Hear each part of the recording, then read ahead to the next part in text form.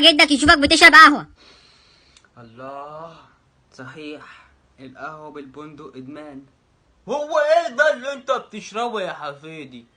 دي قهوة يا جدي، اقوم اعمل لك كوباية قهوة تفوقك. قهوتين دي اللي تفوقني يا حفيدي؟ انت جننت ولا ايه يا حفيدي؟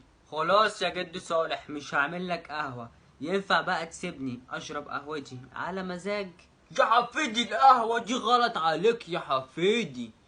القهوة دي يا حفيدي تنشفك، وانت ما فاكش بني ادمين يا حفيدي. اعمل ايه بقى يا جدي؟ انا خلاص اتعودت على القهوة وبقيت بعشقها. اصلا كل يوم يا جدي ابويا بيجيب قهوة ويقول لي يعمل لي كوباية، وانا بعمل مع ابويا بقى وبشرب انا وهو مع بعضينا على السطوح. الله يخرب بيت ابوك يا حفيدي، ابوك ده اللي مبوظك يا حفيدي. خلاص يا جدي هحاول اخفف من القهوة. بدل ما اشرب 3 كوبايات في اليوم يا جدي هشرب كوباية واحدة يا جدي، عشانك بس انت.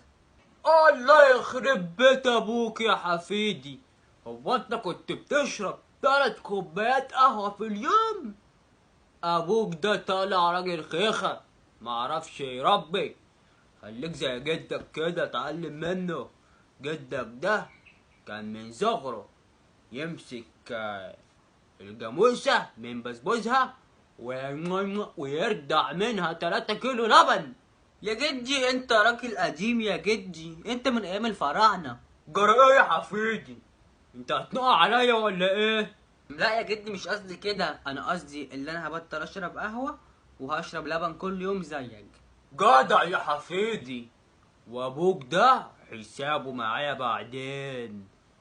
النهارده اعلمك شرب القهوة، بكرة اعلمك شرب السجاير.